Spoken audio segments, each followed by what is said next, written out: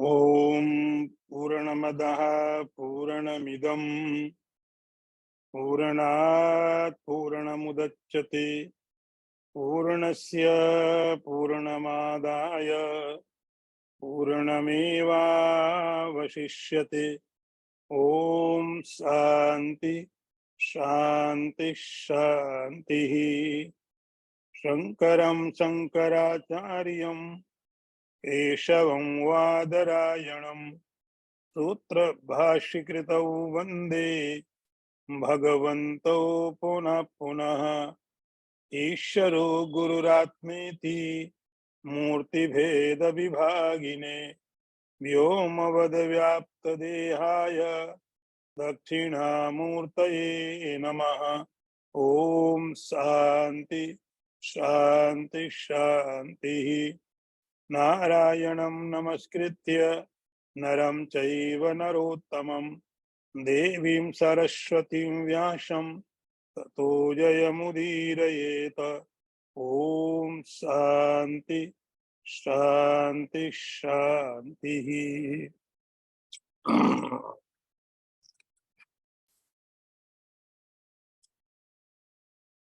ब्रह्मार्पणं ब्रह्म हविः ब्रह्माग्नौ ब्रह्मणाहुतं ब्रह्मैव तेन गन्तव्यं ब्रह्म कर्म समाधिना।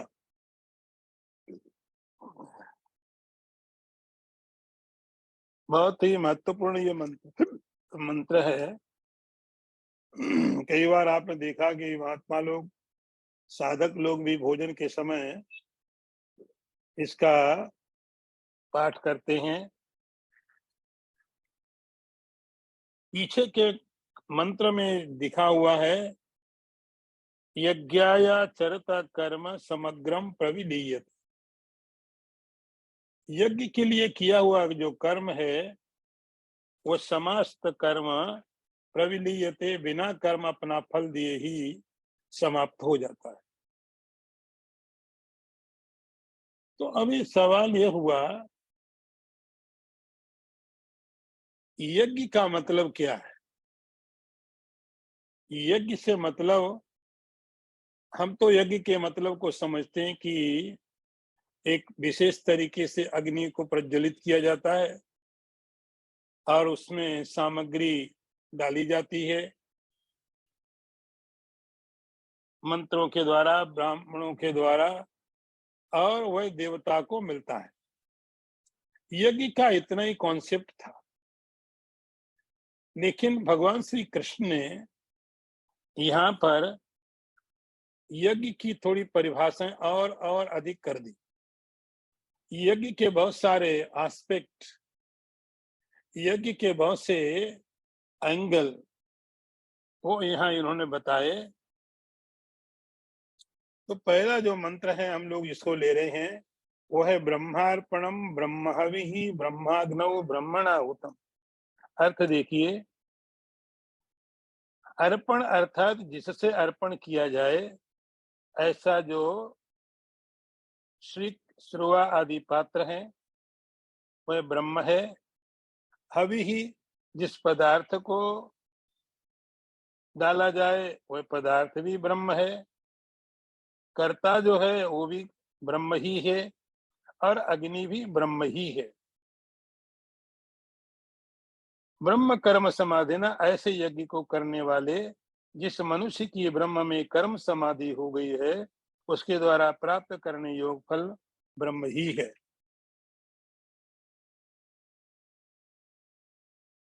ये मंत्र जैसे ही भगवान ने यज्ञायाचरता कर्म समग्रम प्रविलीयते ऐसा कहा, और तुरंत भगवान ने एक ऐसा यज्ञ के बारे में अपना वक्तव्य दिया जो बहुत ही अद्भुत है। पूरा का पूरा वेदांत का, उपनिषदों का एक मतलब, एक सार भगवान उसको यहाँ पर दे देते हैं कि यज्ञ में होता क्या है। एक वो लकड़ी, अर्पण का अर्थ यहाँ पर लकड़ी है, चम्मच उससे उठा के अग्नि में डाला, स्वाहा करते हैं, तो वो साधन है अर्पणम। और जो हवि, हवि का मतलब उसमें जो भी चीजें हमने डाली, इंग्रेडिएंट्स जो भी हमने उसमें डाले, जौ है, तिल है, घी है, ब्रह्म हवि, और डाला किसमें? अग्नि में डाला।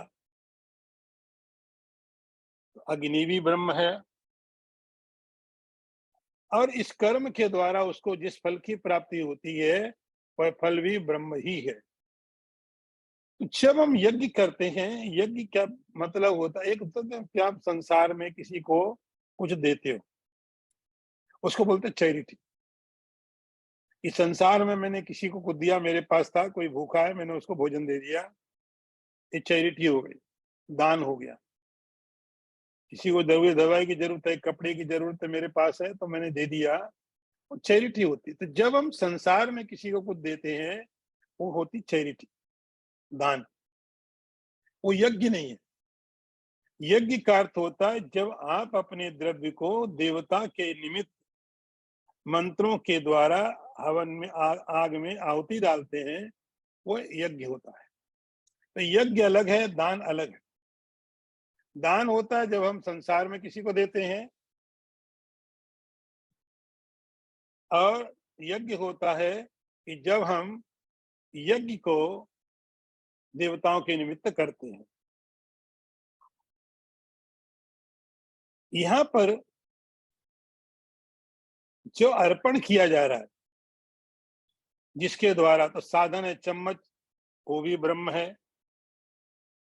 और जो हवि है, हवि का मतलब हुआ घी है, चावल है, गेहूं है, हवन सामग्री है, वह भी ब्रह्म है। और जो अग्नि है जिसमें डाला जाता है, वो भी ब्रह्म है। और जो डालने वाला है, वो भी ब्रह्म ही है। इस प्रकार से जो ब्रह्म कर्म समाधि के द्वारा जो किया जाता है, उससे प्राप्ति क्या होती है? ब्रह्म एव उपलब्ध्यते, ब्रह्म की ही प्राप्ति होती है, ब्रह्म ही गंतव्यम। तो जब हम भोजन करते हैं, तो उस समय हम कोई एक थोड़ा यही कॉन्सेप्ट लेके चलते हैं कि जो हम भोजन कर रहे हैं, तो जो सामग्री है वो भी ब्रह्म है, और खाने वाला भी ब्रह्म है, सामग्री भी ब्रह्म है, सब कुछ ब्रह्म है। तो ब्रह्म को ही समझ करके भोजन करते हैं, इसीलिए मंत्र को हम लोग पढ़ा करते हैं भोजन के पहले। लेकिन यहाँ पर भगवान का कहना है कि जिसने अद्वैत को देखा है, जिसने सब जगह भगवान को ही समझा है, जिसने सब जगह आत्मा को ही समझा है, ब्रह्म को ही समझा है, उसके लिए ब्रह्म से अतिरिक्त कुछ नहीं। तो उसका कर्म करता हुआ दिखाई पड़ रहा, साधन भी वहां पर है, साधन भी है, क्रिया भी है, कर्ता भी है। लेकिन ये कर्म क्या फल क्या देता है? ब्रह्म एवं गंतव्यम। ये कुछ और फल नहीं देता है, ये ब्रह्म को ही पास, क्योंकि इससे कोई फल पैदा नहीं होगा। ये ब्रह्म को ही प्राप्त, ये ब्रह्म कर्म समाधि है, इसके द्वारा उसको ब्रह्म की, आत्मा की प्राप्ति होगी। तो यज्ञ का जो कॉन्सेप्ट है, विभिन्न प्रकार के साधन, यहाँ पर भगवान ने उन समस्त साधनों को, इसीलिए गीता को उपनिषदों का सार बोला जाता है। उपनिषदों का भगवान ने ऐसा, इतने सीधे, यज्ञाया चरता कर्म, यज्ञ के लिए किया हुआ कर्म समाप्त हो जाता है। कैसे? तो तुरंत भगवान ने यह मंत्र पढ़ दिया, इसीलिए कि उसका अपने लिए कुछ भी नहीं है। उसका कर्ता भी, साधन भी, अग्नि भी। जैसे यज्ञ में जितने साधन है, जितनी क्रियाएं हैं, वे सब की सब क्रियाएं अलग अलग फल देंगी। लेकिन ये तत्वदर्शी, ये ब्रह्मवेत्ता, ये ब्रह्मवेत्ता जो भी करता है, जो भी करता है, उसके लिए जरूरी नहीं कि हवन यज्ञ में जाकर के आहुतियां डाले। उसका उठना, उसका बैठना, उसका बोलना, सोना, जगना, हर एक गति, हर एक कर्म उसका, हर एक कर्म ब्रह्म कर्म है। हर एक कर्म, अलग से उसको कर्म करने की जरूरत नहीं होती है। तो उसके जो भी कर्म होते हैं, जो भी कर्म होते हैं, उनको बोला जाता है ब्रह्म कर्म। उसके हर कर्म में ब्रह्म ही है, आत्मा ही है, चैतन्य ही है, परमात्मा ही है। ब्रह्म कर्म बोलते हैं। तो अर्जुन को भगवान ने बोला कि जैसे यज्ञ में अलग अलग प्रकार के साधन एक फल देते हैं, परलोक में स्वर्ग आदि लोकों की प्राप्ति कराते हैं, लेकिन ये जो ब्रह्मवेत्ता है, ब्रह्मार्पणम, इसका सब कुछ ब्रह्म ही है। उसकी आंखें भी ब्रह्म है, उसका हाथ भी ब्रह्म है, उसका शरीर भी ब्रह्म है। बड़ी अजीब बात। जिसने इस तत्व को जान लिया, उसका शरीर भी ब्रह्म है, उसके सब साधन ब्रह्म है। सर्वम खलविदम ब्रह्म, सब कुछ तो ब्रह्म है। तो उस व्यक्ति के लिए, जिसने इसको जान लिया है, ब्रह्म कर्म, इसको बोलते हैं ब्रह्म कर्म। आपने सुना हो, आत्मा त्वं गिरिजामति सहचरा। तो यद यद कर्म करोमि तत्त दखिलम शंभो तब आराधनम। जो भी मैं कर्म करता हूँ, सब भगवान की आराधना है। जो भी कर्म मैं करता हूँ, सब भगवान की आराधना है। तो वो जो ब्रह्म ज्ञानी है, भगवान कहते हैं इसका हर कर्म यज्ञ के लिए। इसका कोई भी कर्म प्रविलीयते, जैसे ही कर्म हुआ, और कर्म जैसे पानी के ऊपर आपने कोई लकीर खींची, पानी पर खींचनी हुई लकीर खींचते साथ ही साथ मिट जाती है। ऐसे ही उस ज्ञानी के द्वारा किया हुआ कर्म कोई फल उत्पन्न नहीं करता है। सब कुछ ब्रह्म कर्म समाधिना, इसके द्वारा जो किया हुआ कर्म है, ब्रह्मैव तेन गंतव्यम, उसका फल भी ब्रह्म ही होता है।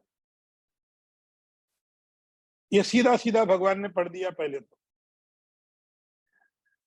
इतना पूरा वेदांत का सार। अगला मंत्र देखिए, दैवमेवा परे यज्ञम योगिना परिउपासते, ब्रह्माज्ञा वपरे यज्ञम यज्ञे नैवोपजुह्यति। अर्थ देखिए, अन्य योगी जन दैव यज्ञ का ही अनुष्ठान करते हैं। दूसरे योगी लोग ब्रह्म रूप अग्नि में विचार रूप यज्ञ के द्वारा जीवात्मा रूप यज्ञ का हवन करते। तो ये तो पहले भगवान ने सीधे हाईएस्ट जो प्रिंसिपल था वो बता दिया। जो हाईएस्ट प्रिंसिपल था भगवान ने वो बता दिया। इसके बाद में और भी बहुत प्रकार के यज्ञ हैं।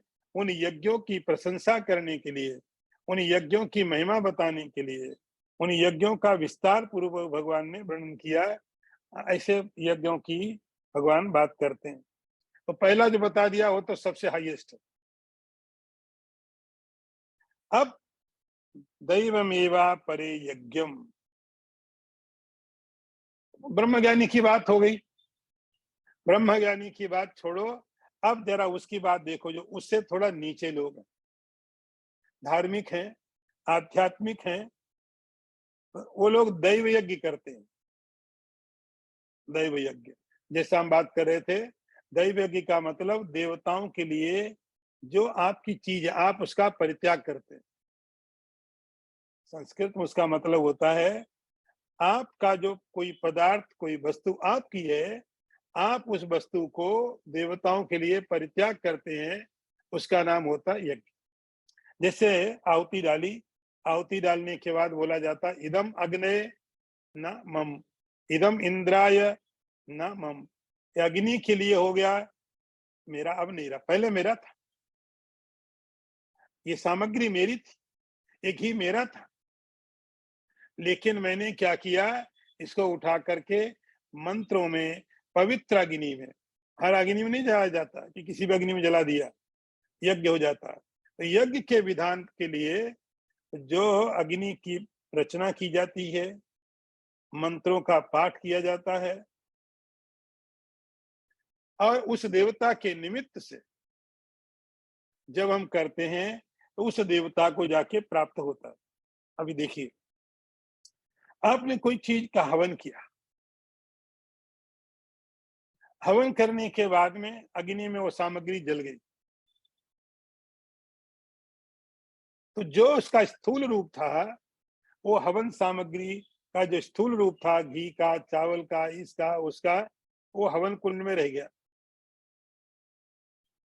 राख बन करके। और जो उसका सूक्ष्म हिस्सा था वो आपके एटमॉस्फेयर में चला गया। आपको स्मेल आती है, बड़ी अच्छी स्मेल आ रही है, घी की स्मेल आ रही, सामग्री की स्मेल आ रही, तो उसने सारा का सारा आसपास का जो आपका वातावरण था उसको पवित्र कर दिया। ये उसका सूक्ष्म हिस्सा है। लेकिन और इससे भी ज्यादा सूक्ष्म हिस्सा है जो उन देवताओं को मिलता है जिनके लिए मंत्र पढ़े गए, जिनके लिए मंत्र पढ़ा गया, वो उसका जो सूक्ष्म अंश है वो हम लोगों को नहीं मिलता। हम भी स्मेल लेंगे, हवन की सामग्री की स्मेल हमको भी आएगी, लेकिन जो सूक्ष्मतम हिस्सा होता है वो जाके देवता को मिलता है, उस देवता को मिलता है जिस देवता के आपने निमित्त से हवन किया होता है। तो दैवमेवा परे यज्ञम योगिना परिउपासते। कुछ ऐसे दूसरे लोग होते हैं तो जो दैव यज्ञ का, इसको बोलते हैं दैव यज्ञ, देवताओं के निमित्त किया गया यज्ञ। अगला देखिए, ब्रह्माग्ना बपरे यज्ञम यज्ञे नैवोपजुह्यति।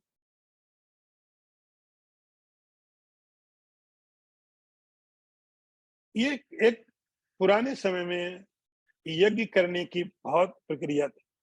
अग्निहोत्र, अग्निहोत्र एक बहुत लगभग डेली रूटीन था, थोड़ा कम थोड़ा ज्यादा, हर व्यक्ति थोड़े समय के लिए हवन को करता था, तो हर कोई परिचित था यज्ञ से। इसलिए भगवान यज्ञ का दृष्टांत देकर के इस बात को समझा रहे हैं। ब्रह्मा गना बपरे यज्ञ यज्ञे नैवोपजुह्यति। और दूसरे कुछ और लोग हैं, वो देव यज्ञ नहीं करते हैं, वो क्या करते हैं, ब्रह्माग्ना बपरे यज्ञम यज्ञे नैवोपजुह्यति। वे लोग विचार करते हैं, विचार करते हैं ब्रह्म का, विचार करते आत्मा का, आत्मा का विचार करते हैं मैं क्या हूं, परमात्मा क्या है। तो ऐसे समझो कि परमात्मा एक तरह की अग्नि है। उपनिषद लिखते हैं, प्रणवो धनु सर्वयात्मा ब्रह्म तल्लक्षम इष्यत अप्रमत्तेन वेदव्यम सर्वत तन्मयो भवेत्। अर्थ क्या हुआ कि जैसे कोई व्यक्ति धनुष पर तीर चल करके और तीर को चलाता है, उसका कोई टारगेट है, कोई लक्ष्य है, उसमें उसको लगाता। यहां पर क्या है, जिस ब्रह्म अग्नि की बात कर रहे हैं भगवान, ये क्या है, ब्रह्म समझो एक तरह की अग्नि है, अग्नि। और उसमें यज्ञ करना किसका है, जीवात्मा का।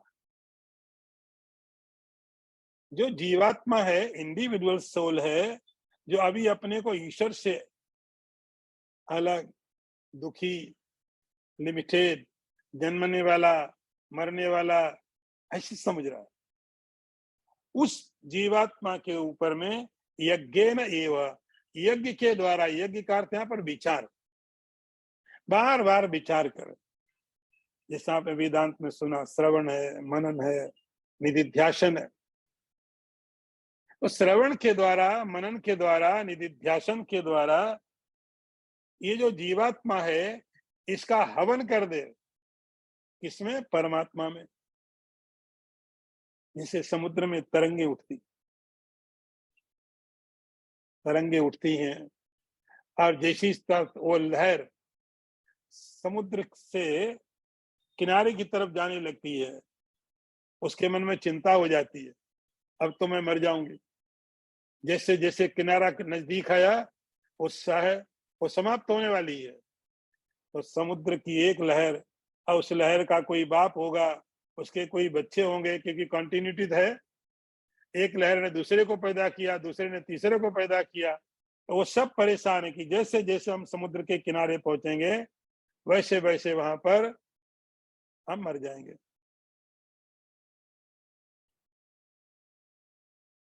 ऐसे ही जीवात्मा जैसे जैसे थोड़ा समय जाता है और बहुत दुखी होने लगता है, अरे मैं मर जाऊंगा, अरे मैं मर जाऊंगा, मैं मर जाऊंगा। तो ये जो आइडेंटिफिकेशन है लहर का, तरंग का, उस आइडेंटिफिकेशन को समाप्त करे।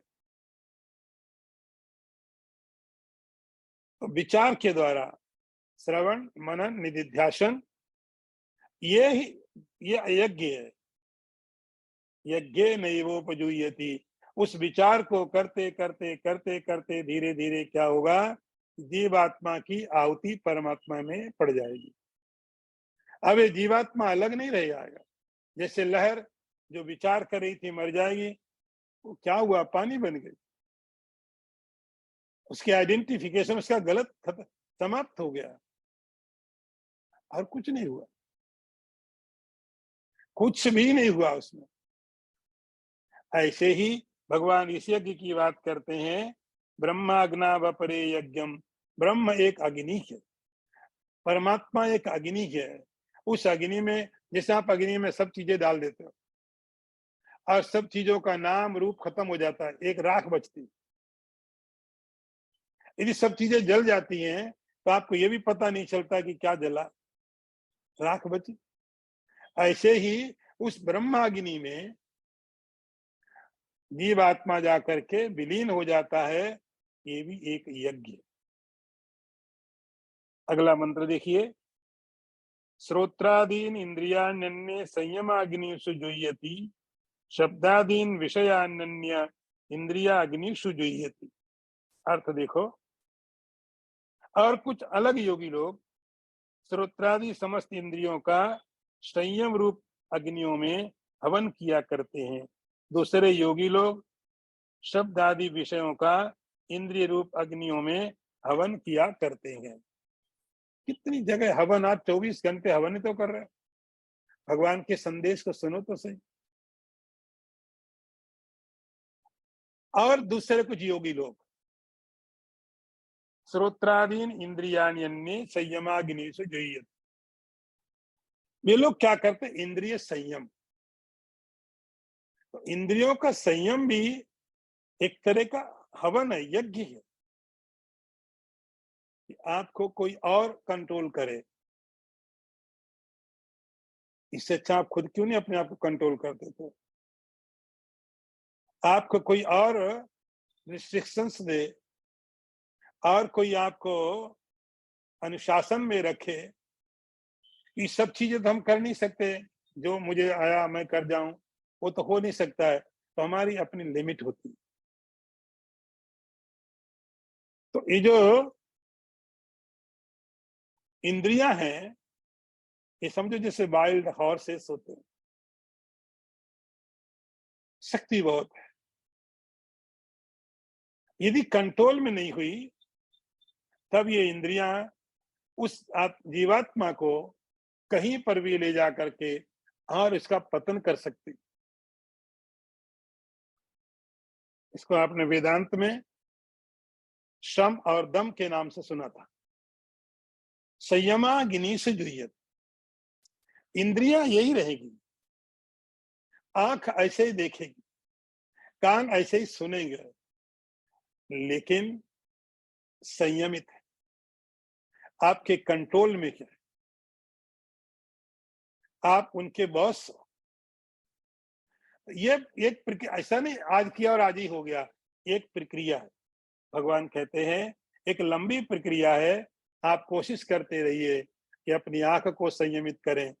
वेद में मंत्र ऋषि पढ़ता है, भद्रम कर्णे भी शृणुयाम, भद्रम पश्ये माक्षभी। तो इंद्रियों का संयम कि जो आपको विचार है, सद क्या है, असद क्या है, सही क्या है, गलत क्या है, मेरा कर्तव्य क्या है, आपकी इंद्रियां आपको साथ दे। वो संयमित इंद्रियां सद में आपका साथ देती हैं, वो इंद्रियां संयमित होती हैं। और जो सद से हटा करके असद की तरफ लेके जाती हैं, वो असंयमित इंद्रियां होती। उपनिषद उसको लिखा दुष्टाश्व। ऐसे अश्व, घोड़े, घोड़ा शक्ति का प्रतीक होता है, हॉर्स पावर। हॉर्स पावर, जैसे आपकी गाड़ी में हॉर्स पावर है, पेट्रोल का हॉर्स पावर नहीं होता, फ्यूल का हॉर्स पावर नहीं होता, हॉर्स पावर इंजन में है। तो वो जो हॉर्स पावर है, यदि सही तरीके से आपने उसका यूज किया तो आप एक अच्छी यात्रा पूरी कर लेते हो। आरामदायक यात्रा हमने पूरी कर ली। तो दुष्टाश्व का अर्थ ऐसी इंद्रियां, ताकत जिनके अंदर बहुत है लेकिन दुष्ट हैं, इनका स्वभाव ऐसा है कि कोई कहीं खींच रही, कोई कहीं खींच रही, कोई कहीं खींच रही। उन इंद्रियों को संयमित करना, संयम अग्नि, इसको बोलते हैं संयम अग्नि। उन इंद्रियों को हवन करे, संयम अग्नि है। आंख को ले जाकर उसमें डाल दिया, देखे आंख, लेकिन क्या देखना हमसे परमिशन लो। उसको कितना देखना हमसे पूछो, कितना उसको रिस्पेक्ट करना हमसे पहले बात करो। I am your boss. कान को आप हमें रिपोर्ट करो, इस शब्द को कितना स्वीकार करना है। तो संयमाग्नि का अर्थ होता है ऐसी आपकी इंद्रियां जो संस्कारवान, ऐसी आपकी इंद्रियां हैं जो आपको सद में साथ देती हैं। तो संयम एक अग्नि है, बड़ा कठिन काम है,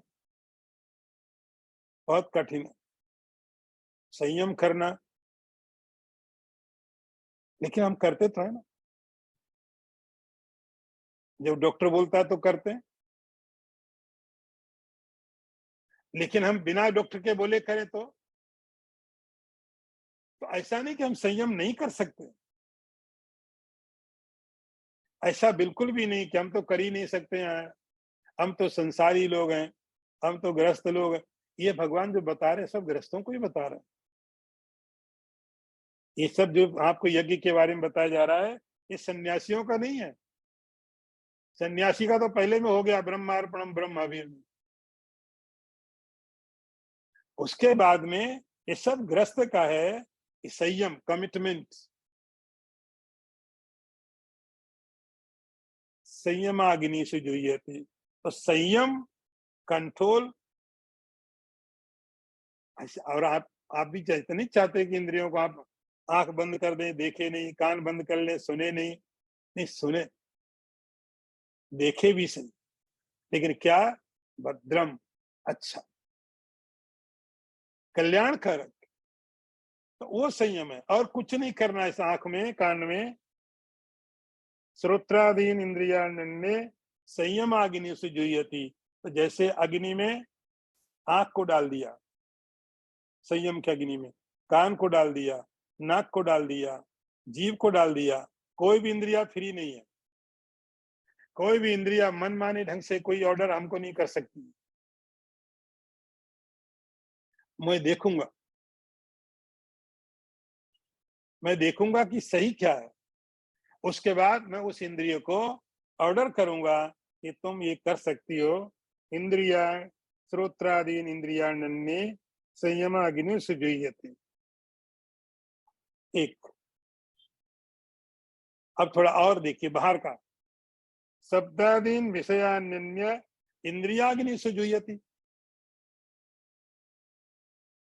कुछ और योगी लोग, अभी तक आपको बताया था इंद्रियों को संयम रूपी अग्नि में भस्म कर दो। अब संयम रूपी अग्नि में इंद्रियों को भस्म कर दो, ये बताया। अब ये बताया जा रहा है कि जो बाहर के पदार्थ हैं जो हम इंद्रियों को दे रहे, शब्दादीन विषयान्य इंद्रियाग्नि से। अब इंद्रियों को एक तरह का अग्नि मानो। पहले था संयम अग्नि है, इंद्रियां उसमें आहुति डाली जाएगी, आप अपने आप को कंट्रोल करिए। अब दूसरा जो लेवल है, इसमें ऐसा बताया जा रहा है कि जो बाहर के पदार्थ हैं, इन पदार्थों को हम अपनी आंख इंद्रियों में डालते हैं। आंख से रूप देखते हैं, शब्द सुनते हैं, स्वाद लेते हैं, स्पर्श करते हैं, गंध लेते हैं। ये तो नेचुरल है, ये तो हो रहा है, जानवर भी करते। लेकिन यहां भगवान क्या कहते हैं, आप इस चीज को यज्ञ बनाते हो। यज्ञ यज्ञ जैसे जब आप कोई यज्ञ करते हो तो हम ध्यान ये रखा करते हैं कि यज्ञ में किसी गलत वस्तु का उपयोग ना हो। हम अच्छी चीजें डालेंगे, साफ सुथरी चीजें हों, इन्हीं को हवन में डाल सकते हैं। तो हवन सामग्री एक महत्वपूर्ण हिस्सा होता है हवन का। अच्छा घी होना चाहिए, अच्छी हवन सामग्री, अच्छे चावल, अच्छे तिल, ऐसा नहीं कुछ भी डाल दिया। तो जब हमारी जो इंद्रियां हैं, ये इंद्रियां भी एक तरह की अग्नि है, इनमें हम पदार्थों को डाल रहे हैं, नेचुरली हो रहा है। आंख देखती है, लेकिन अब आंख ऐसे नहीं देखती है, आप उसको हवन कर रहे हैं। हवन कर रहे हैं तो पवित्र चीज आप आंख को देंगे। आंख देखती थी पहले, अब आप आंख को देते हो तो वो हवन हो जाता। पहले आंख देखती थी, वो विषय दर्शन होता था। अब आप देते हो, आपकी आंखें कंट्रोल्ड हैं, आपकी इंद्रियां संयमित हैं, और संयमित इंद्रियां आपको फॉलो करती हैं, तो आप उनको पदार्थ सब देते हो। हर प्रकार का पदार्थ इनको आप दे रहे हो। शब्दादीन विषयान्य इंद्रियाग्नि सुजिए, तो आप अपने देखने, सुनने, समझने, इन सब को इतना पवित्र बनाओ जैसे आप यज्ञ कर रहे हो। पदार्थों का ग्रहण पाप में नहीं हो। पदार्थों का इंद्रियों से जो ग्रहण है, यज्ञ के जितना पवित्र होना चाहिए, यज्ञ के जितना पवित्र हो। शब्दादीन विषयान इंद्रियाग्नि सुजुयति। अगला मंत्र देखिए, सर्वाण इंद्रिय कर्माणि प्राण कर्माणि चापरे आत्म संयम योगाग्नौ जुयति ज्ञान दीपिते। अर्थ देखो, अन्य अपरे और कोई दूसरे तरह का, बहुत प्रकार के एस्पेक्ट हैं। और योगी लोग संपूर्ण इंद्रियों की क्रियाओं को और प्राणों की क्रियाओं को ज्ञान से प्रकाशित आत्म योग समाधि योग में रूप अग्नि में हवन करते हैं।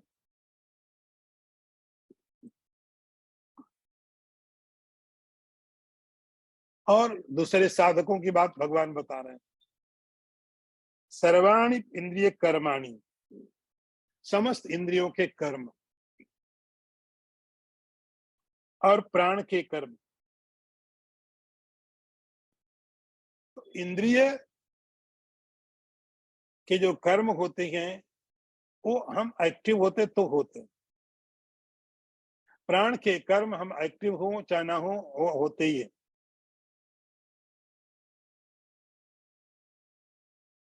तो आपकी जानने में अनजाने में,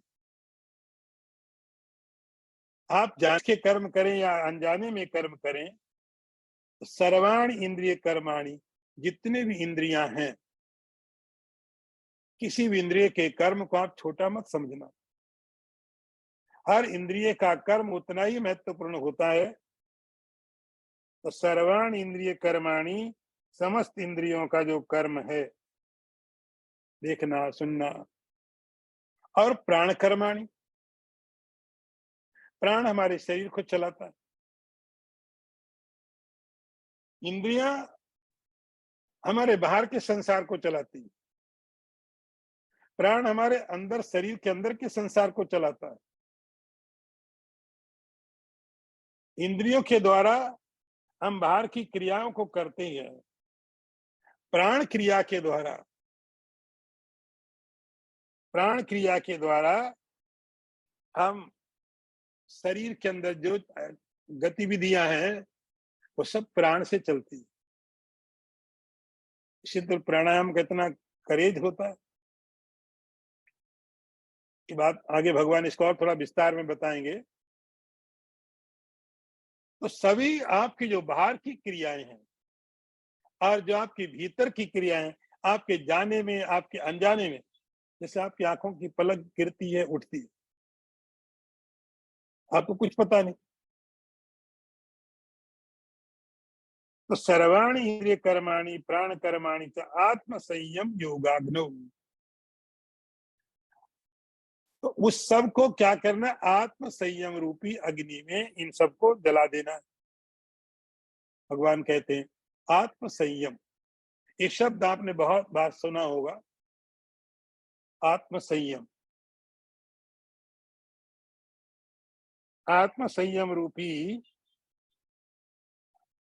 अग्नि में जला दो, अर्थात समस्त कर्म, आपके जाने में, अनजाने में, शरीर के बाहर, शरीर के भीतर जितने भी कर्म हैं, उन समस्त कर्मों को आत्म संयम योगाग्नौ, एक अग्नि है ये, इसका नाम आत्म संयम। आत्म संयम में सब चीजें आ गई। इंद्रियों का संयम भी आ गया, मन का संयम भी आ गया, शरीर का संयम भी आ गया। ये सारी की सारी चीजें उस आत्म संयम रूपी योग अग्नि जो है, ज्ञान दीपित है। तो देखो संयम तो करे, भगवान कह रहे हैं यहाँ पर कि आप संयम करिए, अपने आप को कंट्रोल करिए, आप कर सकते हो। लेकिन एक बात ध्यान रहे, ज्ञान दीपिते, आप जो कर रहे हो उसके साथ आपका ज्ञान भी तो होना चाहिए। आत्म संयम योगाग्नि, सेल्फ कंट्रोल, उस सेल्फ कंट्रोल रूपी जो अग्नि है, उस अग्नि के अंदर में, और कैसी अग्नि, ज्ञान दीपित। ये कंट्रोल तब तक नहीं ठीक हो सकता जब तक ज्ञान नहीं हो। जब तक ज्ञान नहीं हो मतलब महत्व नहीं मालूम हो, हमको किसी वस्तु का महत्व नहीं मालूम है, तो हम उस पर ज्यादा थोड़ा किया फिर छोड़ दिया। सवेरे बोले 2-4 दिन तो सवेरे सवेरे उठे, मंदिर भी गए, भगवान की पूजा की, फिर छूट गया। ये छूट इसलिए गया, उस बात का महत्व नहीं मालूम था, उसका ज्ञान से प्रदीप्त नहीं था वो। तो जब ज्ञान से प्रदीप्त हो जाए, उसका महत्व मालूम पड़े, तो कोई भी कर्म आपका हो, आपका अध्ययन है, आपको पैसे का महत्व मालूम है, पढ़ाई का महत्व मालूम है, आपको जिसका महत्व मालूम है, उसको बोलते ज्ञान दीपिते। यहाँ पर ज्ञान दीपित क्या, आत्म संयम। तो जब आत्म संयम का महत्व मालूम हो, ये बाजार में गए कुछ भी खा लिया, कुछ भी, बाद में बीमार पड़ गए। तो आत्म संयम का अर्थ हुआ कि उसके साथ में ज्ञान होना चाहिए महत्व का, कि मुझे महत्व मालूम है, ज्ञान से प्रदीप्त है। मुझे महत्व मालूम है भगवान की पूजा करने का, मैं भगवान की पूजा करूंगा। मुझे महत्व मालूम है वेदांत के ग्रंथों का अध्ययन करने का, ऐसा नहीं 2-4 दिन किया फिर छूट गया, हो गया, भूल गए। तो मुझे महत्व मालूम है पैसे का, इसीलिए मैं जॉब पर रोज जाता, मैं आलस नहीं करता। मुझे मुझे मालूम है ज्ञान दीपित, मुझे जॉब का महत्व मालूम है, मुझे स्कूल जाने का महत्व मालूम है, तो मैं रोज करता। ये नहीं 5-7-10 दिन, 1-2 महीना गए फिर छोड़ दिया स्कूल। नहीं करते हम। क्यों नहीं करते हैं? क्योंकि हमको उसका महत्व मालूम है, ज्ञान दीपित। ऐसे ही आत्म संयम का जो महत्व जब तक नहीं मालूम है, तब तक आत्म संयम किया जाएगा तो कोई अच्छी तरह से नहीं होगा। हो गया, थोड़े समय मंदिर चले गए, पाठ पूजा कर लिया, नहा लिया, तीर्थ यात्रा कर ली, थोड़े समय कर लिया और बात भूल जाती।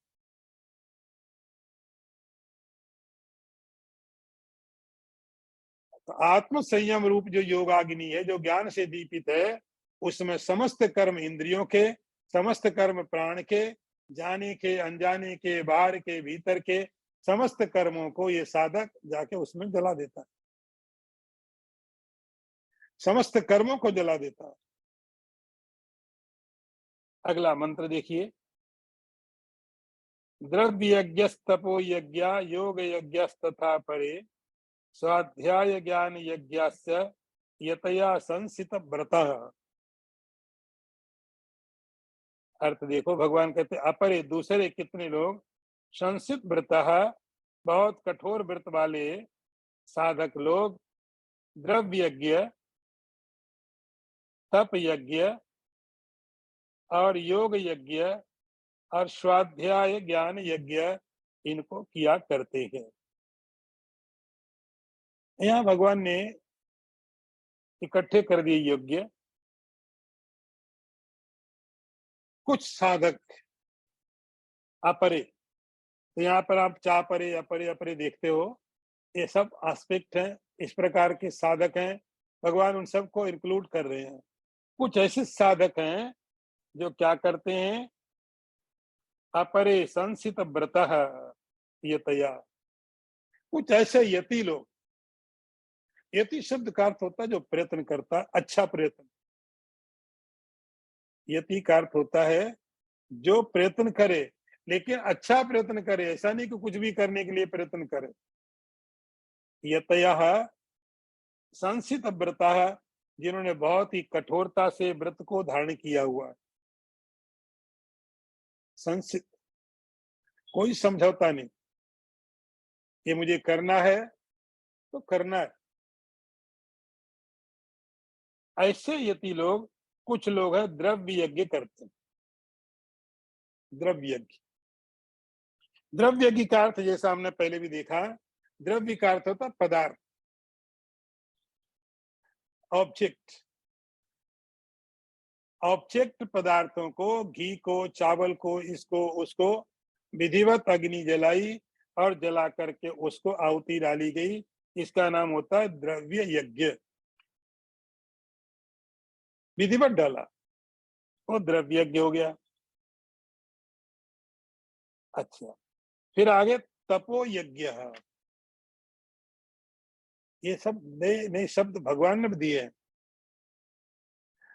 कुछ ऐसे यति लोग हैं जो तप यज्ञ करते हैं। तप, प्राचीन समय में यहां तक कि राक्षस भी तपस्या करते थे, उनके पुत्र भी करते थे, ऋषि मुनि तो करते ही करते थे, लेकिन राक्षस भी करते थे। तो तप के द्वारा, तप का अर्थ हुआ कि आपने अपने आप को स्वेच्छापूर्वक ईश्वर के प्रति, परमात्मा के प्रति इन इन कंडीशनों में लगा दिया। इतना खाऊंगा, नहीं खाऊंगा, ऐसे खड़ा रहूंगा, ऐसे पानी पीऊंगा। ऋषियों के बारे में सुना, हजारों हजारों साल तपस्या करते थे। इसको बोलते तप यज्ञ। तप का यदि, और वैसे भी आप तप नहीं करेंगे तो उसका तप का उल्टा होता होता पतन, पत। तो तप तो हम करते ही करते, तप मतलब कठिनाई उठाना। कठिनाई उठाना किसके लिए? संसार के लिए नहीं,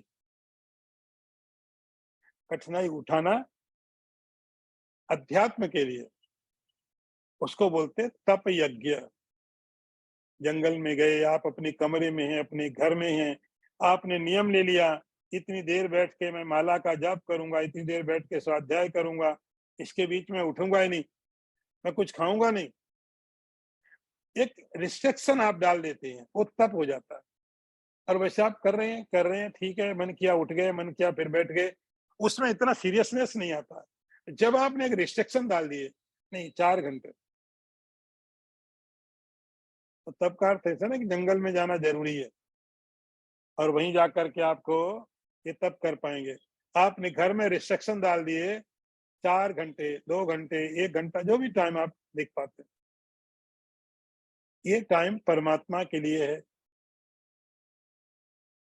ये परमात्मा के लिए टाइम है और कुछ नहीं करूँगा इसमें। आपने अपने को इतना मजबूत संकल्प करके बैठा दिया, कुछ भी हो जाए,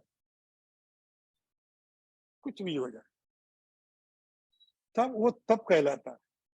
फ्लेक्सिबिलिटी रखी हुई है, वो तप नहीं है। ठीक है, मंत्र का जाप हो रहा है, बीच में फ़ोन भी आ गया, वो भी बात कर ली, चाय भी पी ली, माला फिर भी चली रही है।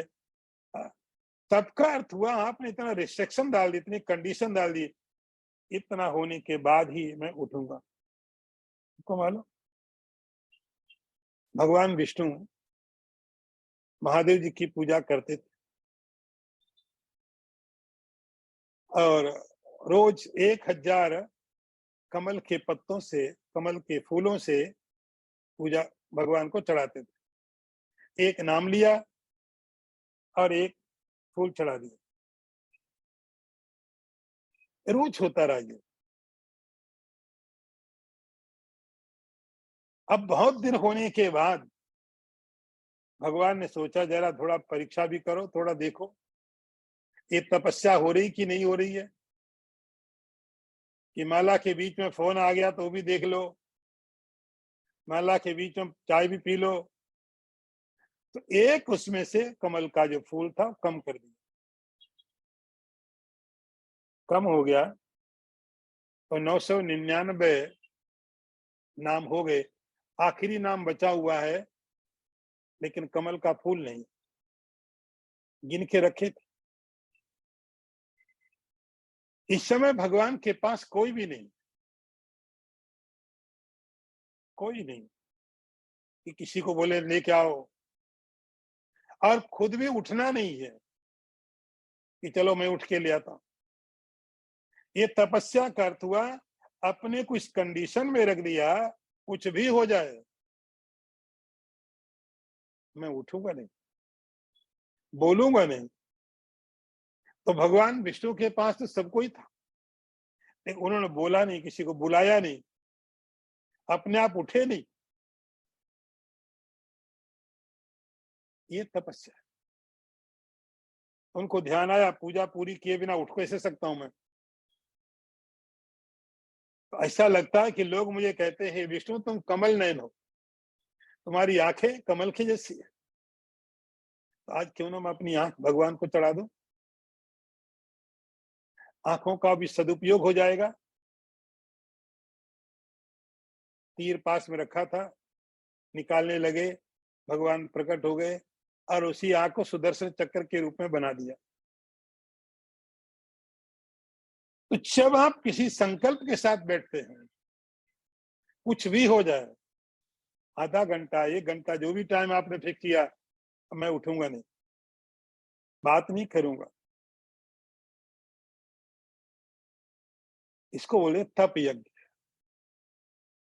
योग यज्ञ तथा परे। और कुछ ऐसे योगी लोग होते हैं योग यज्ञ करते हैं, यम नियम आसन प्राणायाम प्रत्याहार धारणा ध्यान वो भी यज्ञ है। एक एक स्टेप अगले में ले जाके आपको छोड़ देता है। यम नियम में ले जाएगा, नियम आसन में ले जाएगा, आसन प्राणायाम में ले जाएगा, प्राणायाम प्रत्याहार में ले जाएगा, प्रत्याहार धारणा में, धारणा ध्यान में, और ध्यान समाधि में। एक एक स्टेप। तो भगवान कहते हैं बहुत से योगी लोग योग यज्ञ तथा परे, बहुत से योगी लोग क्या करते हैं, योग का यज्ञ करते हैं। यम नियम आसन प्राणायाम वो भी यज्ञ है, ये भी यज्ञ है। यज्ञ का अर्थ केवल इतना ही नहीं समझना कि आग में आहुतियां डालना यज्ञ होता है। भगवान कहते हैं आप योग कर रहे हैं, तो भी आप यज्ञ कर रहे हैं। और अगला स्वाध्याय ज्ञान यज्ञाश्च, स्वाध्याय ज्ञान यज्ञ, ये यज्ञ आपने कई बार सुना होगा, ज्ञान यज्ञ। जब कोई कार्यक्रम होता है तो हम लोग कहते हैं ज्ञान यज्ञ, भागवत सप्ताह ज्ञान यज्ञ, उपनिषद सप्ताह ज्ञान यज्ञ। ज्ञान यज्ञ स्वाध्याय ज्ञान यज्ञाश्च। भगवान कहते हैं कि जो स्वाध्याय रूप है वो भी ज्ञान यज्ञ। यज्ञ में क्या है, आप आहुतियां डालते हैं। इस ज्ञान यज्ञ में क्या करते हैं, इसमें भी आप आहुतियां डालते हैं। ये आहुतियां किसकी है, ज्ञान की। जो आप स्टडी कर रहे हो, जो हम लोग विचार कर रहे हैं, गीता पर चिंतन कर रहे हैं, आप कह सकते हो ज्ञान यज्ञ। आप ज्ञान की आहुतियां अपने अंदर अपने चित्त में दे रहे हो। एक एक शब्द आहुति है, और पवित्र शब्द, एक एक पवित्र शब्द। तो आहुतियों की श्रृंखला है। आप रोज ये अध्याय पढ़ा, फिर वो श्लोक पढ़ा, फिर ये श्लोक पढ़ा, फिर ये अध्याय पढ़ा, फिर वो पढ़ा। ये सब ज्ञान की आहुतियां, जैसे स्वाहा बोल के देते हैं आप।